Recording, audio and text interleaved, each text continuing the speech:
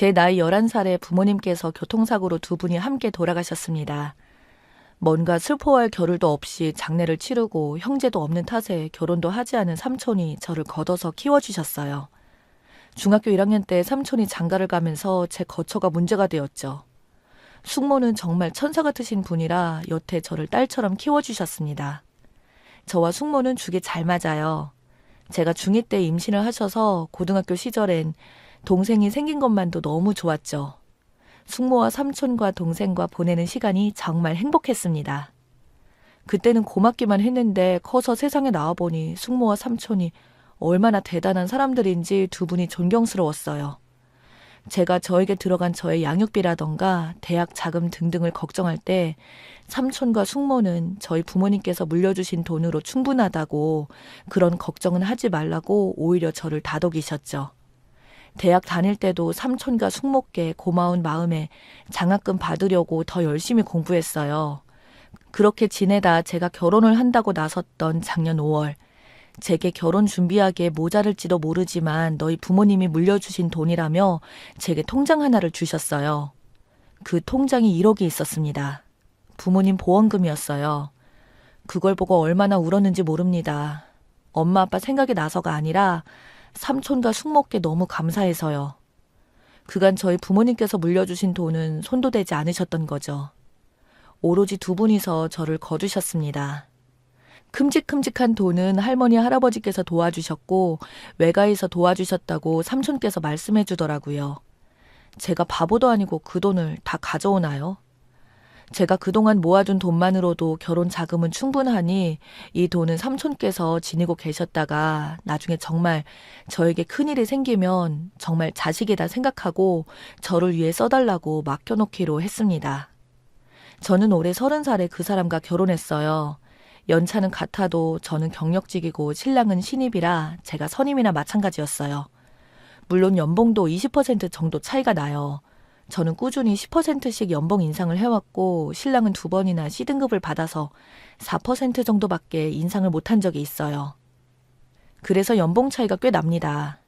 제가 이 회사에 이직을 한 나이가 26살이었고 남편은 30이었는데 신입이었죠. 입시를 준비하다가 입사를 하게 되었다고 했었어요. 연애를 시작하면서부터 신랑은 계속해서 결혼을 이야기해왔습니다.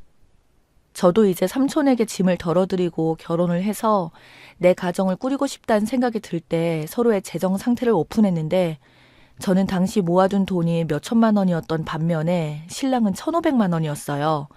모두들 아시다시피 8,500만 원으로는 서울 하늘 아래서 전세는 꿈도 못 꾸고 반전세를 살아야 하거나 혹은 대출을 껴야 하는 상황이었습니다. 하지만 저는 제게 남겨준 유산에 대해서는 일절 말하지 않았어요. 속이는 게 아니라 진심으로 그 돈은 제 돈이라고 생각한 적이 없었기 때문이죠. 그 돈은 저를 이렇게 잘 키워주신 삼촌 내외분 것이라고 생각합니다. 그래서 제가 모은 돈을 기본으로 대출을 받아 전세를 하기로 합의를 보고 신랑은 혼수와 웨딩 비용을 감당하기로 했어요. 저희는 웨딩 자체를 스몰 웨딩으로 했습니다. 더구나 시댁에서는 일절 받은 거라고는 하나도 없었어요. 저희가 화려한 식을 생각하고 싶다고 말씀드리겠거나 제가 무엇을 하나 가지기 시작하면 삼촌과 숙모까지 가만히 계시지 않으실 것을 알았기 때문에 흔한 금반지도 받지 않았어요. 그냥 저희가 연애할 때 끼던 커플링을 바로 세팅해서 결혼 반지를 했습니다. 신랑은 다정다감한 사람이고 집안일을 저보다 훨씬 잘하는 사람이라 저희 역할 분담은 꽤 잘 되었고 신랑도 저도 아무런 불만이 없었습니다. 전혀 문제가 없었죠. 오히려 행복했어요. 시댁에서는 가끔 저에게 부모가 없어서 본데 없이 다르다는 말씀을 종종 하셔서 저의 속을 뒤집어 놓기만 했죠. 하지만 저는 그런 말을 그러려니 가능한 한 귀로 흘러버렸고 신랑이 알아서 철벽 방어를 해줘서 여기까지 무난하게 잘 참았습니다. 그런데 약 한 달 전쯤 제 생일을 기점으로 신랑이 변하는 일이 생겼어요. 올해 진급시험에서 신랑은 떨어지고 저는 과장으로 진급을 해서 신랑이 의기소침한 것을 알고 있었지만 제 생일을 기점으로 퇴근도 같이 하지 않고 자꾸 늦게 들어왔습니다. 술을 마셨다는 핑계로 작은 방으로 들어가 따로 잠을 자기로 했고요. 제가 왜 이런 행동을 하냐고 나에게 불만이나 실망한 점이 있다면 대화로 풀자고 했지만 신랑은 저와는 소통을 차단한 듯 이야기 자체를 하고 싶어 하지 않았어요. 그리고 지난주 저는 신우에게서 전화를 받고서야 신랑이 진짜 변한 이유를 알게 됐어요. 이유가 정말 소름 끼치더라고요. 제 생일, 신랑은 대전으로 출장을 간 상태였어요. 혼자 집에서 생일을 보낼 것이 안타까워 삼촌 내외까지 저를 집으로 부르셨습니다. 조촐하게 파티를 하고 오랜만에 만나는 동생 용돈도 해주고 기분 좋게 집으로 돌아왔습니다. 그런데 다음날 숙모께서 동생에게 준 용돈을 제 통장에 이체해 놓으시고 그걸 사진으로 찍어서 제게 전송하셨더군요. 우리가 너에게 해준 것도 없는데 마음만 받을게. 이 돈은 너의 노후를 위해 써야 돼. 마음만 이곳에 보관할게. 뭐 이런 간단한 인생 말과 함께요. 말할 수 없이 너무 감사했고 왜 그러시냐. 그 돈은 내 돈이 아니다. 그때도 말씀드렸지만 나는 그 돈을 내 돈이라 생각해 본 적이 없다. 뭐 이런 얘기들을 했어요. 그때 숙모께서 차라리 대출금을 이 돈으로 해결해라. 그런 내용들의 이야기를 나눴어요. 제가 그 돈을 거절한 내용의 카톡을 신랑이 봤던 겁니다. 저에 대한 모든 말이 거짓으로 들리고 그렇게 돈이 많으면서 이자까지 물면서 이렇게 좁아터진 집에서 사는 이유를 모르겠다고 생각했다네요. 한참을 생각해도 답이 나오지 않아 남편은 신우에게 고민을 털어놨고 그 이야기를 들은 신우는 제게 득달같이 전화한 거였어요. 결혼을 했으면 넌 이 집 식구야. 왜 삼촌 내외한테 네 돈을 주고 난리야? 너는 대체 상식이 있니? 없니? 앞으로 너를 건사할 사람은 내 동생이야. 이런 말도 안 되는 소리를 하길래 남편과 저는 서로 합의하에 결혼했고 동등하게 시작한 관계고 돈 말씀하시니 얘기할게요. 금전적으로라면 제가 더 많이 보태서 시작했죠. 그리고 전 지금 충분히 내 밥벌이를 하고 있습니다. 아시겠지만 애기 하나 키우려면 돈, 정성, 말도 못하는 것들이 들어가는데 어린 시절 1에서부터 10까지 모두 돈이죠. 대학 학비, 학원비 어디 모자랄 것도 없이 삼촌 내외께서 해주셨어요. 전 짐승이 아니에요. 당연히 제가 드려야 할 돈이고 더 드릴 수 있다면 더 드려야죠. 지금도 그 돈은 제 돈이 아니라고 생각합니다. 돈 욕심 내지 않은 내 부모의 목숨값을 왜 남편과 언니가 욕심을 내는지 모르겠네요. 라고 하니까 신우는 이런 또라이 하는 말만 하고 끊었어요. 저와 삼촌의 모든 이야기를 시댁에 넣어놓은 신랑을 신임할 수 없었고 그렇게나 다정했던 사람이 이렇게 변한 것도 배신감이 들었어요. 그래도 이야기는 해봐야겠다 싶었죠. 퇴근해서 돌아온 신랑에게 당신이 왜 그러는지 신우에게 들었다고 했어요. 여보, 물론 결혼 전에 큰 돈이 생긴 거에 대한 거 오늘 삼촌 내외에게 드린 부분에 대해서 당신에게 오픈하지 않은 게 잘못일 수도 있다고 생각을 해. 하지만 그래도 당신과는 무관한 돈이고 당신을 알기 전부터 존재했던 돈이잖아. 그 돈이 있던 없던 우리는 현재 만족하는 삶을 살아왔고 전혀 부족함이 없었는데 왜 이렇게 변한 거야? 이렇게 얘기를 했더니 신랑이 한마디 하더라고요. 너 진짜 누나 말대로 또라이야? 벌써 신우와 통화했나 봅니다. 그 돈의 존재 유무에 의해 남편이 이렇게 변할 수 있다는 것에 정말 소름이 끼쳤고 아무리 생각해도 이건 아니다 싶어서 이혼하자고 얘기를 했어요. 그리고 신랑에게 돌아온 말은 이게 뭐가 잘났다고 이혼을 운운해? 엄마 말이 틀린 거 없어. 본데 없이 자란 사람이라 이혼도 쉽게 생각하는 거겠지. 그러니까 그렇게 엄청난 비밀을 갖고 나랑 결혼했던 거고 내가 우습지? 아주 너 같은 고아가 이혼해서 뭐하게. 이혼할 자격도 없어. 뭐라고? 내가 뭘 들은 건지 그 돈 때문에 그래도 사랑했던 사람이 나를 이혼할 자격도 없는 비참한 사람으로 만들다니 이렇게는 안 되겠다 생각했습니다. 헤어지게 되더라도 저를 키워주신 우리 삼촌과 숙모를 생각해서라도 나를 어떤 마음으로 키우셨을지 너무나 충분히 훌륭하신 분들이고 우리 부모님도 계셨다는 걸 똑바로 각인시키게 해줘야겠다고 생각했어요. 삼촌과 숙모께 간단히 사정을 말씀드리고 오시라고 부탁했어요. 마음 아파하실 분들이지만 제가 앞으로 더 잘하면 되니까요. 두 분은 헐레벌떡 오셨습니다. 그 모습이 더 슬펐어요.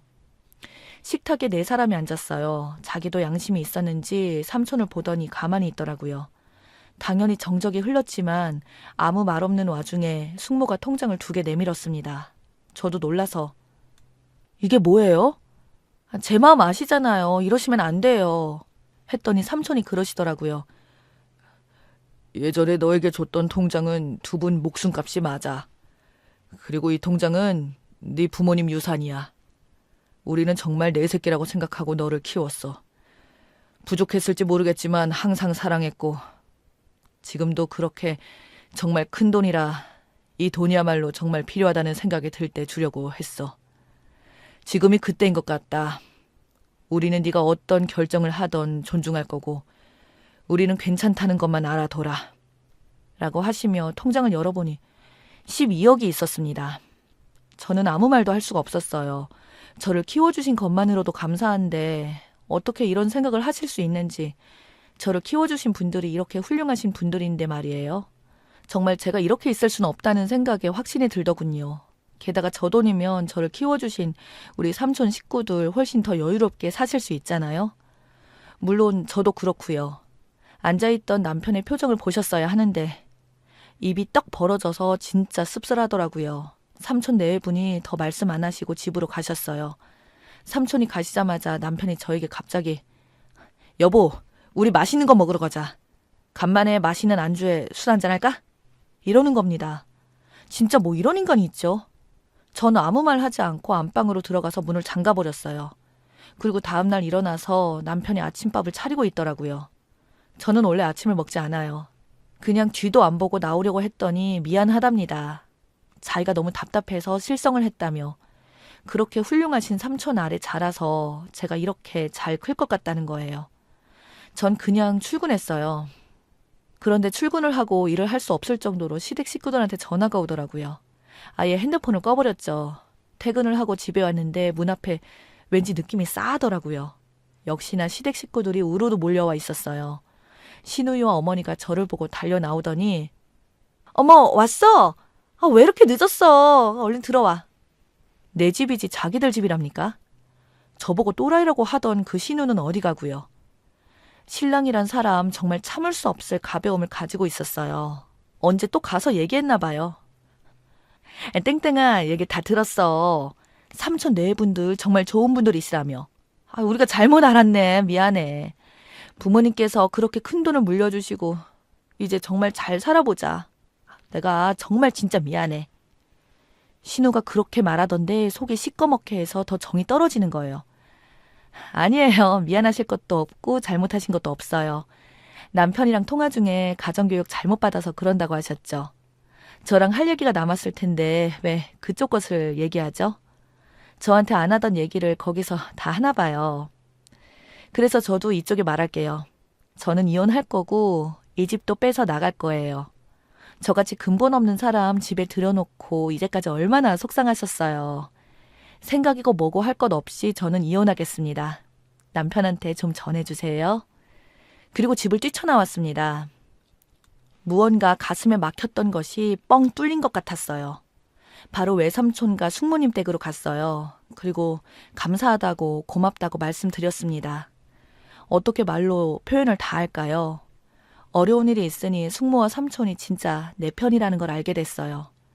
남편과는 합의 이혼을 하기로 했습니다. 재산 분할이고 뭐고 없죠. 제가 거의 다 한 것이니까요. 소송해봤자 가져갈 것도 없을 텐데요. 시댁에게는 아직도 연락이 와요. 번호도 바꿔야겠습니다. 고아라고 무시하고 저를 대했던 걸 생각하면 참 마음이 아픈데 돈 보고 이렇게 변하는 모습이 더 충격적이었어요. 고마운 분들께 고마움 가지고 제 인생 소중히 생각하면서 우리 엄마 아빠 목까지 열심히 살아보렵니다.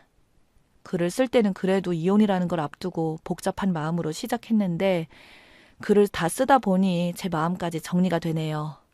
긴 글 읽어주셔서 감사하고 즐거운 하루 되세요.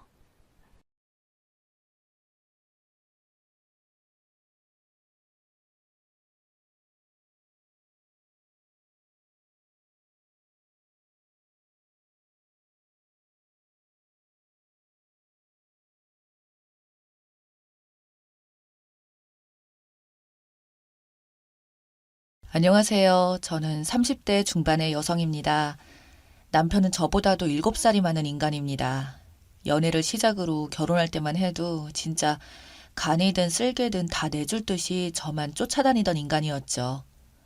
처음 남편을 알게 된 것은 직장이었습니다. 남편은 그때부터 저를 거의 1년간 주구장창 따라다녔었고, 처음 알게 되었을 때는 저는 남자친구가 이미 있었지만 그럼에도 불구하고 남편은 계속 따라다녔거든요. 제가 오죽하면 남편에게 부담되니까 이제 그만 좀 쫓아오라고 성질을 내면 자기는 저 없이 살 거면 그냥 죽고 말겠다며 진정한 사랑을 운운하며 진짜 공주님처럼 모시고 살겠다고 말하던 그런 인간에게 결국 속아서 연애를 시작으로 결혼까지 하게 되었어요. 제가 남자친구랑 헤어지자마자 그때부터 남편은 이때다 싶었는지 더욱 죽자 살자 저만 스토커처럼 쫓아다니는데 저도 바보같이 그런 면에 넘어갔던 거죠. 그렇게 사귀게 되고 3개월도 지나지 않아서 남편은 매일같이 결혼 노래를 불렀고 이미 사귀던 첫날부터 남편은 이미 저를 자기의 아내를 대하듯이 했습니다. 맨날 저에게 종종 말하던 게 우리 결혼하면, 우리 결혼하게 되면 이런 말들을 입에서 달고 자라서 오죽하면 제가 세뇌된 것 마냥 나중에는 저도 이 남자랑 진짜 결혼을 하겠구나 싶었어요. 처음 남편을 만났을 때 제 나이가 26살, 남편 나이 33살이라 사귈 때까진 저는 20대였고 남편 나이는 34살이 되었던지라 노총각에 들어가려고 했었기에 남편 집에서도 결혼을 엄청 서두르라고 압박을 하셨고 남편도 저랑 드디어 사귀게 되었으니 결혼하고 싶어 했습니다. 그래서 진짜 사귄 지 3개월 만에 상견례를 했고 8개월 만에 일사천리로 결혼을 하게 되었습니다. 제가 부담스럽다고 해도 남편은 일단 그럼 상견례부터 하자고 결혼을 하려면 또 어차피 몇 달은 걸릴 테니 미리 상견례만 하고 이후부터 우리 서로가 계속 알아가면 되는 거 아니냐고 계속 설득하는 남편에게 저도 두 손 두 발을 다 들었어요.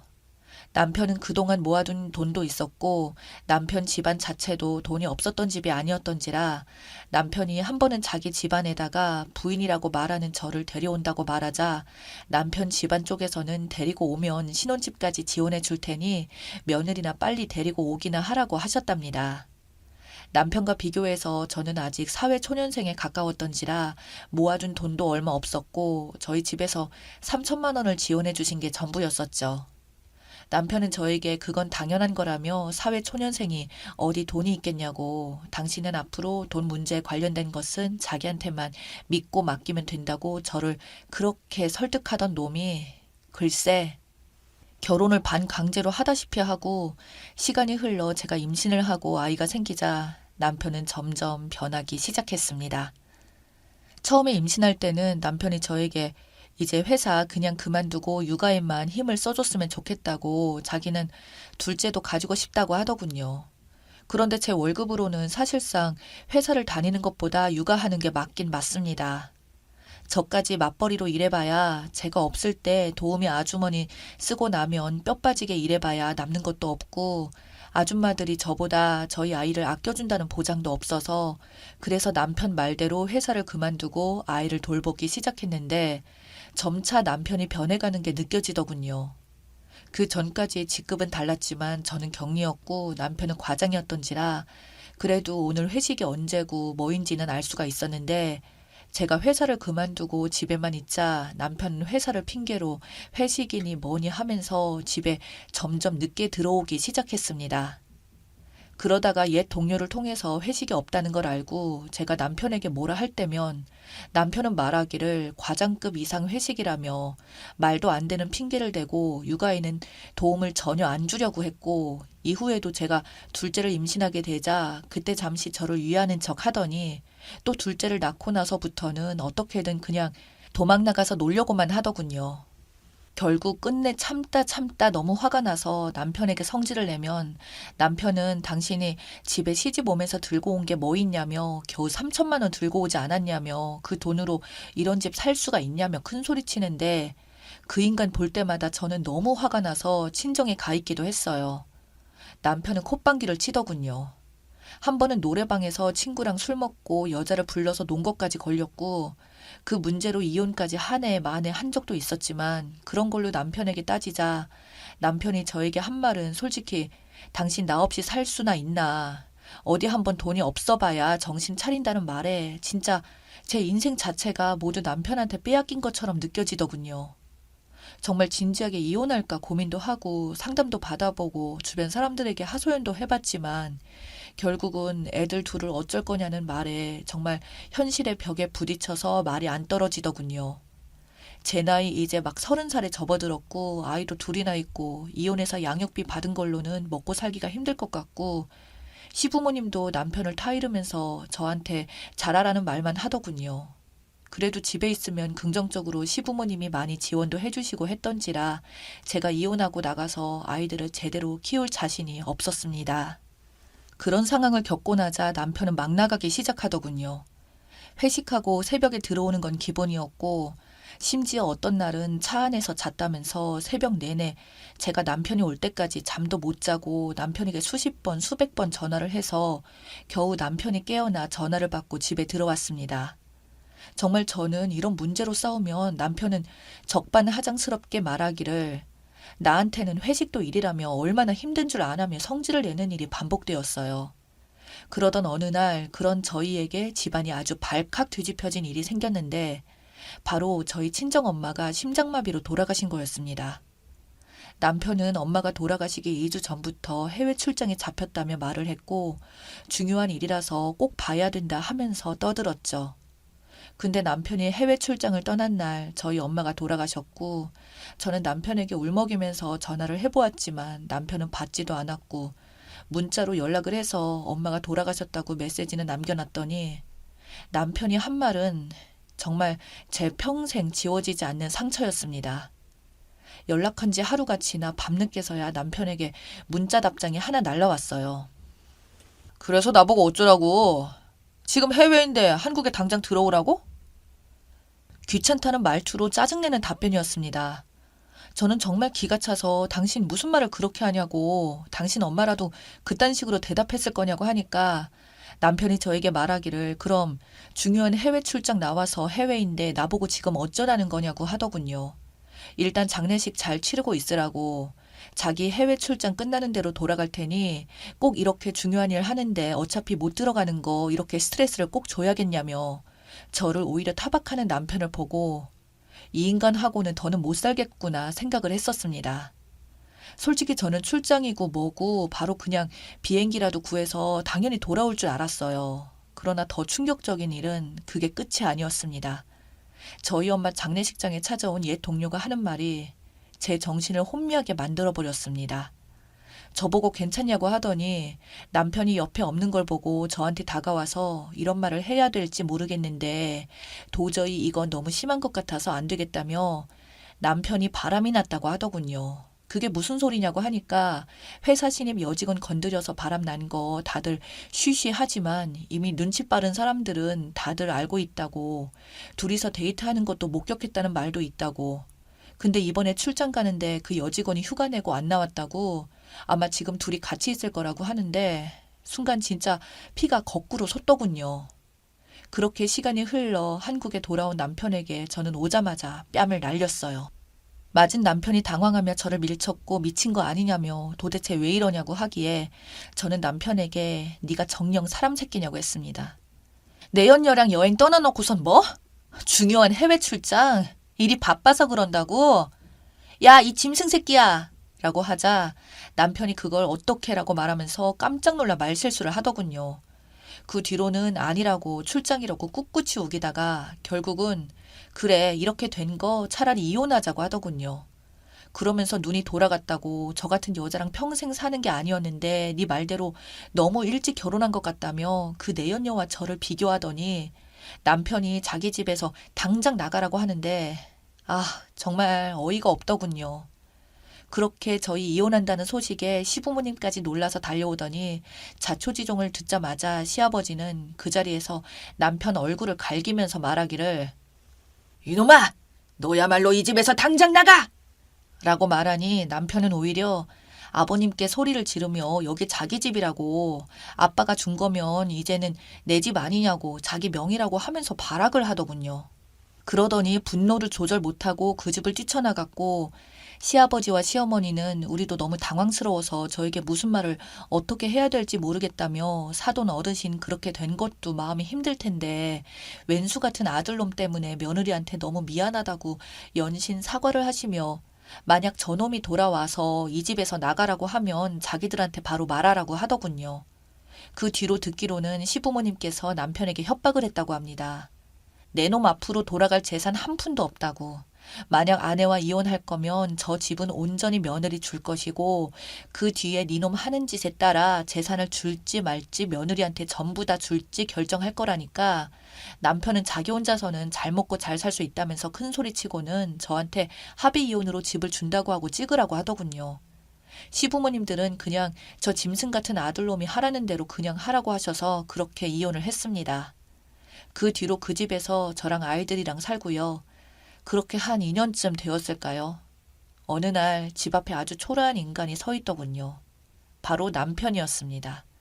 저한테 울면서 이야기 좀 하자고 하는 말이 그 내연녀랑 이제 헤어졌다고 합니다. 남편과 내연녀는 회사에서 둘 다 나쁜 소문 때문에 그만두고 이직을 하게 되었는데 남편은 더 이상 집에서 돈 같은 거 들고 오는 것이 없이 내연녀와 둘이서 막상 따로 살려니까 저한테 양육비를 보내고 남은 회사 월급만으로는 사는 게 힘들었다고. 그리고 남편은 내연녀와 살면 앞으로 시부모님이 재산 안 줄지도 모른다고 하니까 그때부터 그 내연녀는 태도가 돌변했고 자기가 미쳤었다고. 솔직히 자기보다 10살이나 많은 남자랑 돈 때문이 아니면 같이 있겠냐면서 그렇게 내연녀는 매몰차게 떠나갔다고 하더군요. 그렇게 그 여자랑 진작에 헤어졌으나 그놈의 자존심 때문에 그 뒤로 혼자서 원룸에서 지내는데 도저히 이건 외롭고 아이들도 보고 싶고 해서 처음에 시부모님을 찾아가니 시부모님이 말하기를 며느리가 용서해주기 전에는 절대 안 받아준다고 해서 제 앞에서 이렇게 무릎을 꿇고 빌고 있었던 겁니다. 저는 남편에게 네가 저지른 죄 네가 돌려받은 거라고 나한테 한 짓은 생각도 안 하고 이러고 있냐니까 남편은 제 마음이 풀릴 때까지 자기가 앞으로 노예처럼 살겠다며 그 이후로도 매번 찾아왔는데 저는 정말 이제 남편은 평생 꼴도 보기 싫은데 문제는 아이들입니다. 2년 만에 보는 아빠가 너무 좋다며 자식들이 저보고 아빠 이제 용서해주면 안 되냐고 우리 같이 살면 안 되냐고 계속 물어보는데 참 마음이 씁쓸하더군요. 시부모님도 내심 그걸 원하시는 것 같긴 한데 도움 받은 것도 너무 많고 아이들도 좋아하고 해서 마음이 점점 약해집니다. 하지만 사람은 고쳐 쓰는 게 아니라는데 저는 정말 남편을 받아주기 싫거든요. 참 고민이 많습니다. 조언 부탁드려요.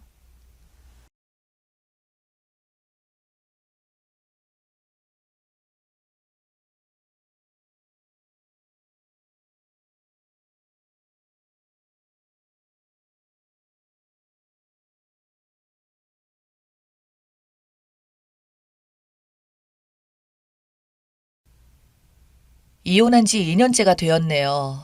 사실 아이 낳고 2년 뒤부터 이 결혼은 뭔가 잘못됐다고 느꼈고 이혼 생각 처음으로 했었는데 살다 보니 망설이다가 허송 세월을 보내고 결국 이혼을 했어요.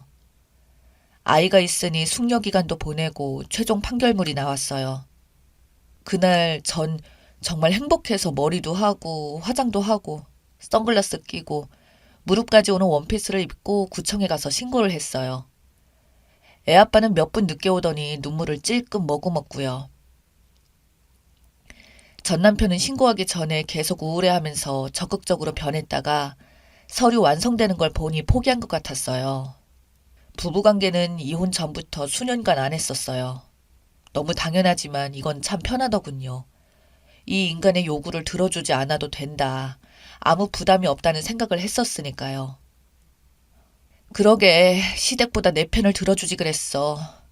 당신 너무 시댁 편만 들었고 4개월 된 애를 안고 내가 당신 엄마 앞에서 무릎까지 꿇게 만들었는지 라고 했죠. 저희 친정엄마는 사는 동안 돌아가셨는데 시댁 식구 그 누구도 장례식장에 오지 않았습니다. 추석 이틀 전에 돌아가셨고 서울에서 돌아가셔서 서울에 장례를 치렀더니 추석 제사 모신다고 아무도 오지 않았어요.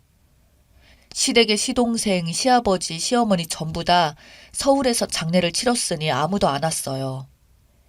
애아빠는 아무 생각 없이 착했어요. 지금도 착한 편이고요. 선한 사람인데 너무 줏대 없이 굴어서 결국은 이혼을 하게 된 거죠. 결혼 직후부터 7년간 주말 부부였습니다. 남편은 장남인데 결혼은 고아처럼 했어요. 제가 사서 살고 있는 아파트에 주말마다 못 만났어요. 이 얘기가 제가 치사해 보이니 그만할게요. 하여튼 지금 정말 행복해요. 시댁은 막말이 심했어요. 진짜 엄마 장례식 후에 장례 기간 동안 맡긴 아이를 데리러 갔더니 저에게 하는 첫마디가 아이고 너는 병 걸리면 일찍 죽게 내버려둬야지.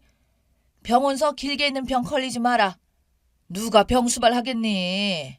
내 아들이 하겠니? 네 아들이 하겠니? 교통사고라도 크게 나서 죽는 게 낫지. 질질 끌면 그거 좋을 거 없다. 전 진짜 그때의 그 말이 아직도 잊혀지지 않아요. 저희 아빠도 저 아기 때 돌아가셔서 기억도 없는데 이젠 돌아가신 엄마까지. 제가 우습게 보였나 봐요. 시어머니께서 장례식장 얘기는 하나도 안 했어요. 웃지도 않더군요. 수고했다. 사부인 좋은 데 가실 거야. 이런 위로의 말 한마디 없었어요. 마치 엄마가 돌아가신 걸 모르는 사람처럼 그렇게 외면을 하더라고요. 일방적인 상식을 가진 사람이라면 저럴까요? 자기 아들과 결혼한 가족이나 마찬가지인 며느리에게 말이에요. 일단 기선제압을 하려 했던 것 같아요. 우리 엄마는 요양원에 가셔서 2박 3일만 병원에서 CT와 MRI를 찍고 그 요양원에서 28일간 계시고 갑자기 돌아가셨어요. 그게 다야? 못해드린 말이 하나 남았는데. 그런 일을 당한 저에게 저런 말을 하다니. 미운 정도 남은 것 없이 오만정이 다 떨어지더라고요. 이번 건 말고도 많은데 구차해서 안 잡고 싶어요. 그때는 몰랐어요. 제가 순진하고 멍청하고 너무 어리석었어요. 세상 물정 모르는 그냥 일반 직장인이었어요. 저는 이혼 후에 정말 행복합니다. 재산 분할 100원도 안 받았고 위자료도 100원도 안 받았지만 그저 남편 집사람들만 안 보고 살고 싶다. 그러니 이혼을 해달라고 했어요. 시댁에 더 이상 안 가고 안 만나고 싶어. 돌아가신 우리 엄마를 모욕하는 너와는 더 이상 같이 지낼 수가 없어. 라는 말을 했던 게 남편과 살다가 가장 심하게 싸운 말이었습니다. 이혼도 조용히 잘했어요. 주말마다 예쁜 제 아들과 놀러 다니고 미래를 위해서 상가도 한 개 샀어요. 시댁은 완전 흙수저였지요. 지금의 애아빠는 양육비로 50만 원 줄 때도 있고 원래는 50에 합의서를 썼는데 훨씬 많이 줄 때도 있어요. 애아빠와는 이혼 부부답게 살고 있어요. 가끔 제 집에 와서 아기를 보여주면서 살고 있습니다. 애아빠는 그리 나쁜 인간은 아니었어요. 장모님 무시하고 여자 집 무시하고 장남이 자기 집을 보호하고 자기 엄마밖에 모르는 평범한 남자였죠. 재혼 생각은 없어요. 원래 남자 없이도 잘 사는 성격인데 그냥 우연히 결혼을 해봤다. 이런 생각으로 살아요. 남자에게 질리기도 했고 무엇보다 시댁이 생기는 게 싫습니다. 결정적으로 이혼을 생각하고 본격적으로 얘기를 하기 시작한 계기가 있었어요.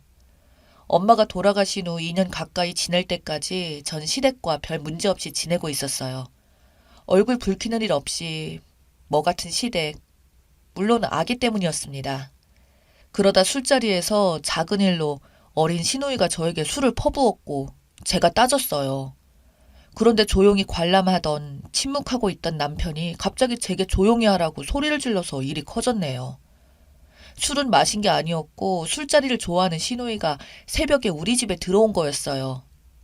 안 좋은 일로 기분이 상해서 저한테 풀러온 사람처럼 남편이 자기 동생만 그렇게 싸고 돌 줄은 정말 몰랐어요. 정말 절 나쁜 인간으로 몰고 가더군요. 친정언니 오빠들은 전국 각지에 흩어져 살고 하니 내가 우스웠던 건지 시댁 식구들은 모조리 그 도시에 모여 살다 보니 공격할 때도 제가 만만했을 거예요.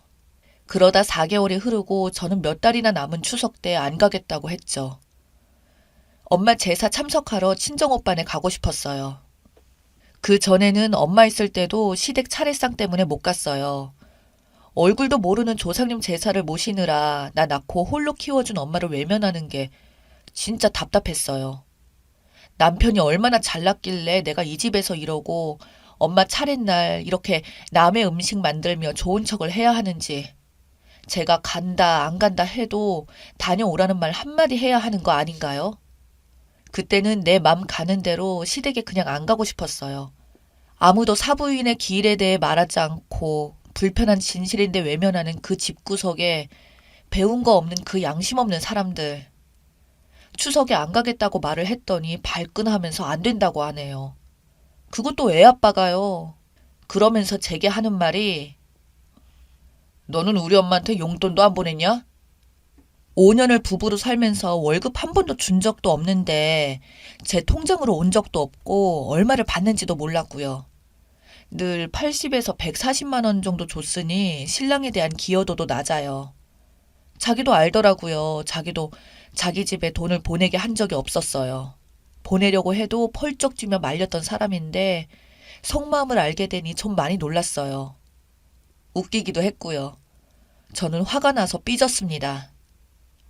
야, 우리 엄마 장례식에 오지도 않는 니네 엄마가 그리고 시댁 식구들이 나를 사람으로 봤을까? 평상시에 잘 안 해도 부모님 돌아가시면 작은 위로라도 하는 게 사람이야. 나도 시댁이 정상으로 보일 것 같니? 나 직원들하고 회사에서 커피 시켜 먹으려고 내는 10,000원도 원두 커피라서 비싸서 아까워서 못 마시는데 내가 그 집에 10만 원을 드리면 만족하시겠냐? 적어도 30만 원은 드려야 되는데 그 집에서 받은 것도 없고 아까워서 못 보내지. 그 돈이면 내 아들 맛있는 거 먹으면서 더 이쁘게 키울 수 있는데. 돌아가신 장모님에게도 한 번도 사위 노릇 한 적 없으면서 꽂아놓은 보릿자루같이 장모님하고 부른 적도 없으면서 돌아가신 후에도 장모님을 네 엄마라고 부르는 너와는 살 수가 없다. 이혼하자고 했어요. 그 한 달 후에 법원에 접수하고 3달 후에 이혼을 했어요. 신우가 미치게 싫었지만 결정적인 건 애아빠의 언행이었어요. 속마음을 알고 나니 안 그래도 싫은 사람 억지로 살 수 없겠다 싶어서 헤어졌습니다. 이혼을 하고 한 달 정도는 사실 남편과 이혼한 듯 살았습니다. 애만 보게 해달라는 남편의 말에 마음이 약해져서 아이를 보내주는 게 아이가 아빠를 너무 좋아하고 따르는 모습에 저도 모르게 잊게 되었네요. 이혼 후에도 이렇게 지내면 사실혼 관계가 된다는 것도 모르고 말이에요. 애아빠에게 면접권 그것만 주고 저도 애매한 관계를 끝냈습니다. 그리고 저더러 장례식 직후에 돈 버는 그런 몸이 되면 어서 죽어야 한다고 말하던 시어머니랑 여자에게 돈까지 보내는 효부 노릇은 하고 싶지 않았습니다. 제가 죽으면 춤추고 웃고 좋아할 여자에게 돈을 보내기는 싫었어요. 정말로요. 그리고 이혼을 결심한 이유가 또 한 가지 있었어요. 저는 대화 끝에 비아냥거리면서 한마디 했어요. 너나 나나 결혼 잘못했지. 자기도 제가 이러고 사는 게 평범한 여자의 행복한 삶이 아닌 걸 그 여자도 잘 알고 있었을 거라고 느꼈어요. 내가 여자 입장에서 보기에도 그렇게 불행하게 사는 건가 깨달음이 왔던 것 같아요. 이렇게 살면 안 되겠더라고요. 사실 제 귀에 심지어 그 말이 네가 결혼하고 애까지 있는데 이제 와서 어쩔 거냐고 들이대더군요. 니까짓 게 이제 와서 어쩔 거냐. 결혼 잘 못했지만 이제 와서 너 같은 게 뭘 어쩌겠냐고요. 그래서 그 여자 모르게 이혼을 하고 싶었어요. 자기 아들 버림받은 것을 알고 나중에 뒤통수 쳐서 미친 여자로 만들어버리고 싶었어요. 또 이전에 내 아들은 빈 몽둥이로 쫓겨나니 절대 이혼은 안 된다고 했거든요. 이혼 숙려 기간 직후 이혼하려고 했을 때요. 이제 와서 생각하니 그 남자는 빈몸으로 왔으니까 빈몸으로 나가는 게 맞았네요. 제가 딸이라면 자기 아들 같은 남자랑은 결혼 못할 거예요. 이런 시어머니의 말들을 2년간 가만히 생각해보니 전 남편이 자기 엄마에게 용돈을 보내야 된다는 그 말을 들어주고 싶지 않았어요. 그런 여자에게 용돈을 왜 보내야 하나요? 용돈으로 끝나지 않고 부양해서 장례식과 화장이나 매장하는 일까지 해야 끝이 날 겁니다. 죽어서 묻어야 끝이 나죠. 그러면 을의 돌이라는 것 그거 말이에요. 하기는 쉽습니다만 애아빠도 너무나 싫었고 사이가 좋은 적이 몇 번 안 되고 아이가 있다는 이유로 남남으로 지냈어요. 이혼 안 하면 많이 갈등했다고 생각합니다. 이혼 고민 4년이나 했으니까 심지어 2년 전 60세였어요. 지금 64세이고. 그 여자 55세 때 제가 결혼한 거예요. 젊은 시어머니였어요. 관광여행 보내드리자고 1년 전부터 얘기가 나왔는데 그 전에 이혼을 해서 상관 없어지니 이렇게 행복할지 몰랐는데 정말 홀가분해요. 깃털처럼 가벼워서 기분이 날아갈 것 같아요. 시댁 하나 없다는 게 이렇게 행복한 건지 알았다면 얼마나 좋았을까요? 반대로 생각하면 그 시댁이라는 것 때문에 얼마나 압박에 부담을 느끼고 하루하루를 버티고 살았던 건지 진작에 그럴 필요가 없었어요. 헤어지면 버리는 시댁인데요. 사부인 장례식에 형식적으로라도 검은 옷 입고 와줬다면, 슬퍼하지 않아도 그래도 와주기라도 해줬다면, 도우미들 많지만 같은 음식을 나누고 슬픔을 함께 해줬다면, 거기서라도 돌아가신 친정 부모님을 대신해서 잘해드리려고 노력했을지도 모릅니다. 이곳에서 사랑을 받은 적이 없는데 그들 죽을 때까지 맏며느리 노릇하는 걸 제가 못할 것 같아서 갈라섰습니다. 신우도 저를 야 라고 하대하고 이름 한번 불러준 적이 없었어요. 이혼한 직후 그 여자의 표정이 장난 아니었거든요. 속이 시원합니다. 이젠 그마저도 글 쓰다 보니 여기가 극락인 것 같아요. 긴 글 읽어주셔서 감사합니다. 모두 행복하세요.